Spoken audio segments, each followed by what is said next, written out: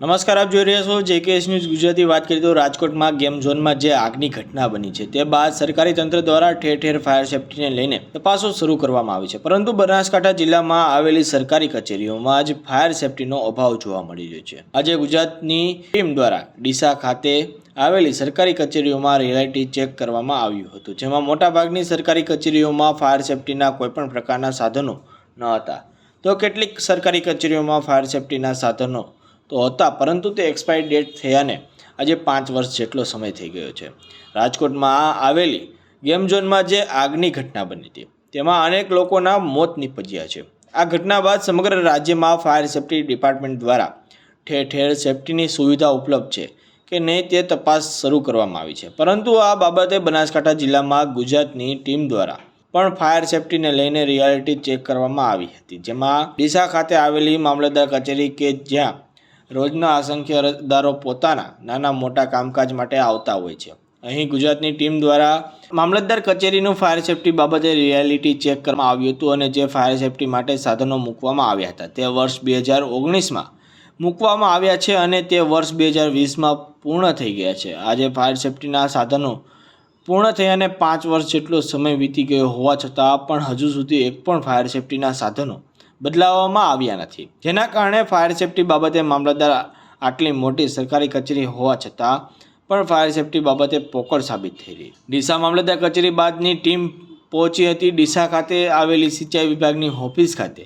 આ સિંચાઈ વિભાગની ઓફિસ બનાસકાંઠા જિલ્લાની સૌથી મોટી ઓફિસ છે। અહીં રોજના અસંખ્ય લોકો અહીં પોતાના સિંચાઈ માટેના કામકાજ માટે આવતા હોય છે, પરંતુ અહીં પણ ગુજરાતીની ટીમ રિયાલિટી ચેકમાં આવી આ ઓફિસમાં પહોંચી હતી।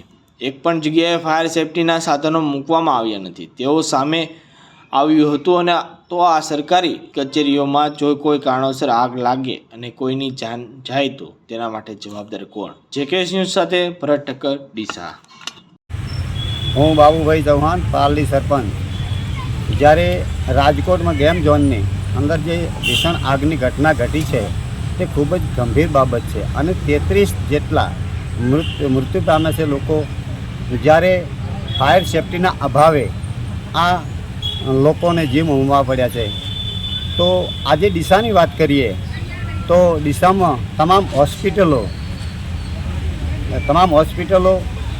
આઈસીયુ, ટ્યુશન ક્લાસ તેમજ તમામ સરકારી કચેરીઓની અંદર જે આ ફાયર સેફટીના અભાવ છે કે ત્યાં પછી છે તે તપાસ તાત્કાલિક થવી જોઈએ અને સરકાર શ્રી દ્વારા તમામ તપાસ કરવામાં આવે અને તમામ જગ્યાએ ફાયર સેફટીની સુવિધા ઉપલબ્ધ કરવી જોઈએ।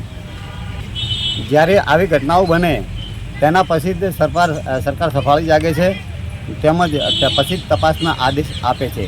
તો આજે જે ઘટના ઘટી તેને ધ્યાને લઈ અને સરકારશ્રીને દર મહિને વિઝિટ કરવી જોઈએ અને વિઝિટ કરી છે કે કેમ અને કેમ વિઝિટ કરતા નથી તે ખૂબ જ ગંભીર બાબત છે। તો જ્યારે તમામ જે લોકોની સેફટીને કારણે તમામ જગ્યાએ સરકારી હોસ્પિટલો હોય કે લાઇબ્રેરી હોય, ટ્યુશન ક્લાસ હોય, તમામ જગ્યાએ સરકારને તાત્કાલિક સેફટી કરવી જોઈએ અને આ ગંભીરતાથી પગલાં લેવા જોઈએ।